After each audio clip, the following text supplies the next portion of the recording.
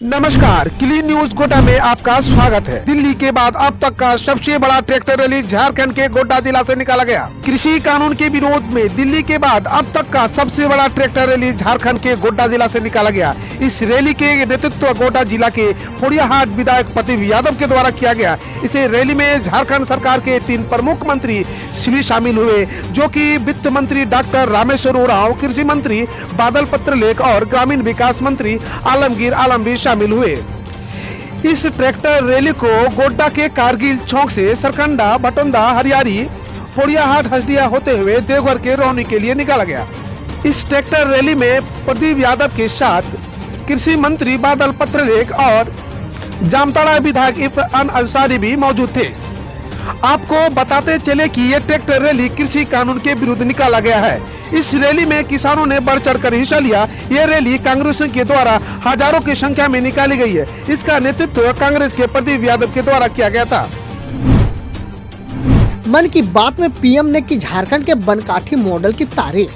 प्रधानमंत्री नरेंद्र मोदी ने रविवार को अपने मासिक रेडियो कार्यक्रम मन की बात में झारखंड के दुमका जिले के बनकाठी मॉडल की चर्चा की। कोरोना काल में लॉकडाउन के दौरान स्कूली शिक्षा जारी रखने के लिए बनकाठी में किए गए अनूठे प्रयास की सराहना की। मन की बात कार्यक्रम का प्रसारण सुबह 11 बजे हुआ। यह मन की बात का 73वां संस्करण था। मन की बात कार्यक्रम में बनकाठी मॉडल का जिक्र होने और प्रधानमंत्री के श्रीमुख से तारीफ सुनकर बनकाठी के शिक्षक, छात्र और स्थानीय लोग भी गदगद हो गए हैं। जाने किस दिन खुलेंगे कक्षा 6 से लेकर 9 के स्कूल, सरकार लेने जा रही है बड़ा फैसला। तो आइए जानते हैं खबर को थोड़ी विस्तार से। झारखंड में 10वीं और 12वीं की कक्षाएं शुरू होने के बाद अब जूनियर क्लास शुरू करने की तैयारी चल रही है।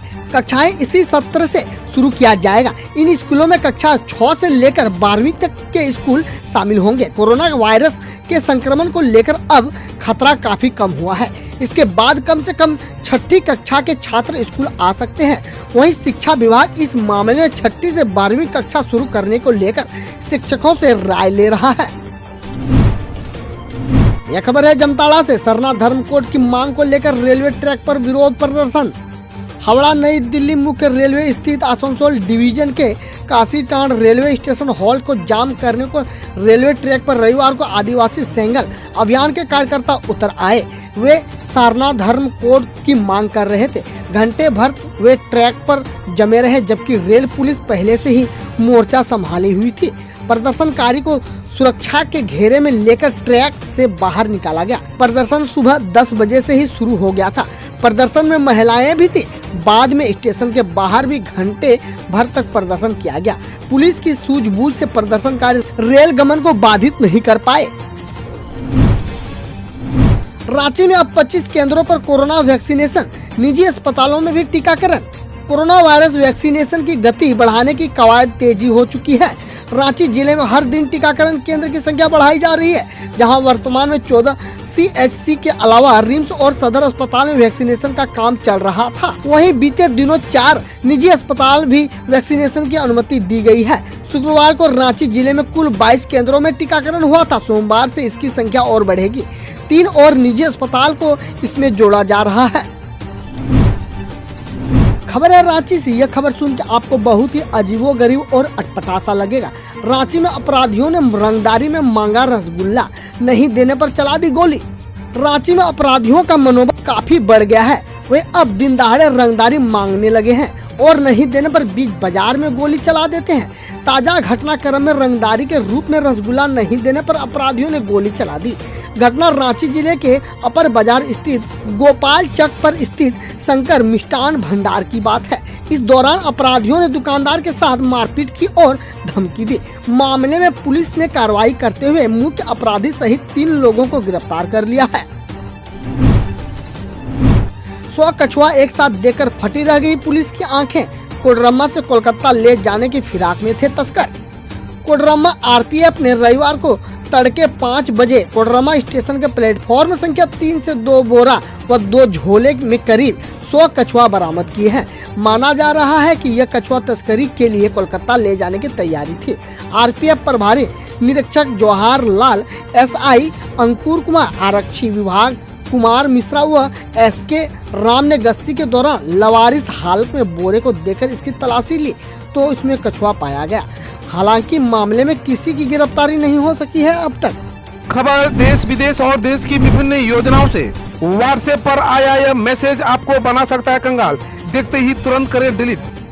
यदि आप भी एक व्हाट्सएप यूजर हैं और आपको तुरंत किसी मैसेज पर क्लिक करने की आदत है तो यह खबर आपके लिए बहुत जरूरी है। एंड्रॉयड यूजर्स को हमेशा हैकर्स के निशाने पर रहते हैं। कई बार हैकर्स आपके फोन में किसी ऐप के जरिए तो कई बार किसी मैसेज के जरिए पहुंचाता है। आप व्हाट्सएप पर एक मैसेज वायरल हो रहा है जो कि एक मेलवेयर है और इस मैसेज के साथ मिलने वाले लिंक पर क्लिक करने के बाद आपका फोन हैक भी हो सकता है। रूस के 1,40,000 हिंदुओं को प्रताड़ित कर रहा एक्टिविस्ट एक रूसी हिंदू ने वीडियो बना मांगी मदद। आप में से काफी लोगों को रूस में हिंदू समुदाय द्वारा सामना की जा रही परेशानियों के बारे में पता होगा क्योंकि मीडिया ने इस मामले को बार बार उठाया है। हमने इसी सिलसिले में गुरु श्री प्रकाश जी के सुपुत्र प्रसून प्रकाश से बातचीत भी की थी। उन्होंने अलेक्जेंडर दोरकिन द्वारा हिंदुओं को प्रताड़ित किए जाने के बारे में बताया जाता है। इस लेख में भी हम उस पर बार करेंगे, लेकिन उससे पहले चीजों को संक्षेप में समझने के। रूस में 14.4 करोड़ की जनसंख्या वाला एक विशाल देश है। उत्तर प्रदेश में फिल्म शूटिंग के दौरान पथराव, एक्ट्रेस का फटा सिर, बहते खून की हालत से कराया भर्ती। उत्तर प्रदेश के जौनपुर में मुख्यमंत्री योगी आदित्यनाथ ने उत्तर प्रदेश के नोएडा में फिल्म सिटी बनाने की वकायत शुरू कर दी है, लेकिन उसके पहले फिल्म इंडस्ट्री से जुड़े कलाकारों की सुरक्षा का इंतजाम भी सरकार को करना चाहिए। इसी बीच खबर सामने आई है कि रवि किशन और पवन सिंह जैसे स्टार्स से सजी भोजपुरी फिल्म मेरा भारत महान की शूटिंग के दौरान कुछ अराजक तत्वों ने पथराव किया। इस पथराव में फिल्म की लीड एक्ट्रेस मनी भट्टाचार्य गंभीर रूप से घायल हो गई। अभिनेत्री का इस हमले में सिर फट गया। उनके सिर से खून बहने की हालत में उन्हें अस्पताल में भर्ती कराया गया। डॉक्टरों के मुताबिक उनकी हालत खतरे से बाहर बताया जा रहा है। राकेश टिकैत ने सरकार से बात करने को लेकर रखी शर्त, कहा अब बातचीत तब होगी जब सरकार। शनिवार को एक सर्वदलीय बैठक में प्रधानमंत्री नरेंद्र मोदी ने किसानों के लेकर कहा कि किसान और सरकार के बीच बातचीत का रास्ता हमेशा खुला है। मैं नरेंद्र तोमर की बात दोहराना चाहूंगा, भले ही सरकार और किसान आम सहमति पर नहीं पहुंचे हैं, लेकिन हम किसानों के सामने विकल्प रख रहे हैं, वो इस पर चर्चा करें। किसान और मेरे बीच बस एक कॉल की दूरी है। पीएम नरेंद्र मोदी द्वारा किसानों से बातचीत जारी रखने के बयान पर अब भारतीय किसान यूनियन के प्रवक्ता राकेश टिकैत ने बातचीत शुरू करने को लेकर अपनी एक शर्त रखी है। उन्होंने कहा कि हमारे जो लोग जेल में बंद हैं वो रिहा हो जाए, फिर बातचीत होगी। गाजीपुर बॉर्डर किले में तब्दील, NH-24 अक्षरधाम नोएडा इंदिरापुरम जाने वाला रास्ता भी बंद। दिल्ली के गाजीपुर बॉर्डर पर किसानों की संख्या बढ़ती जा रही है।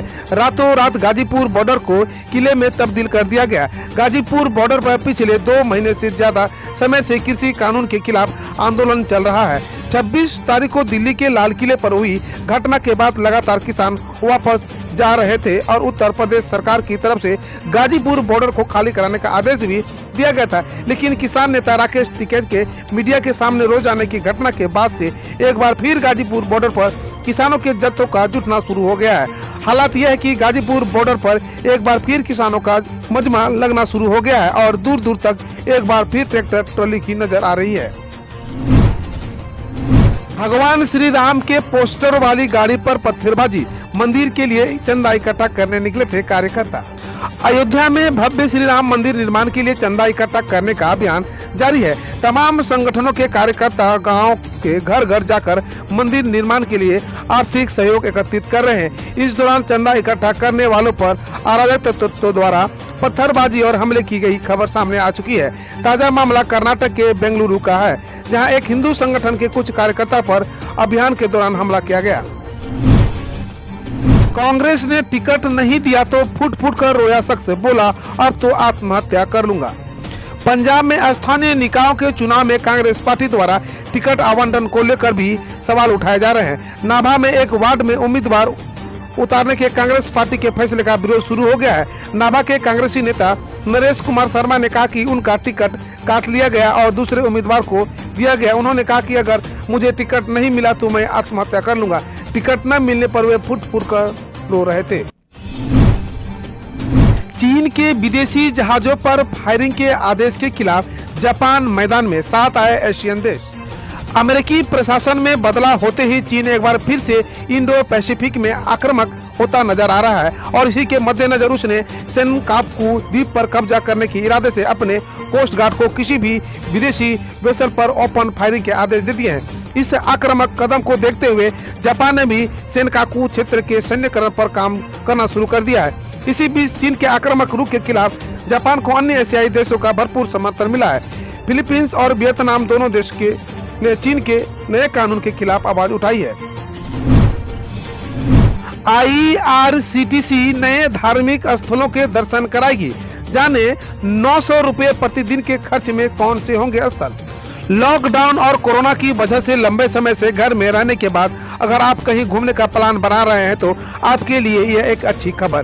पर्यटकों की मांग पर IRCTC भारत दर्शन के तहत कई नए धार्मिक स्थलों के दर्शन कराएगी। इसके लिए नए रूट तैयार किए जा रहे हैं, जिसमें वैष्णो देवी के अलावा अयोध्या, काशी, मथुरा, शिरडी समेत कई अन्य धार्मिक स्थल शामिल किए जाएंगे। वहीं एलोरा, अजंता और आगरा जैसे पुरातात्विक और ऐतिहासिक स्थल भी नए रूट में होंगे। एक खोज ने ब्लू डेथ को बना दिया साधारण सी बीमारी, मरते थे लाखों लोग। अगर हम बात करें ब्लू डेथ की तो आज के दौर में शायद बहुत ही कम लोगों को पता है कि इसे कालरा या आम भाषा में हैजा कहा जाता है।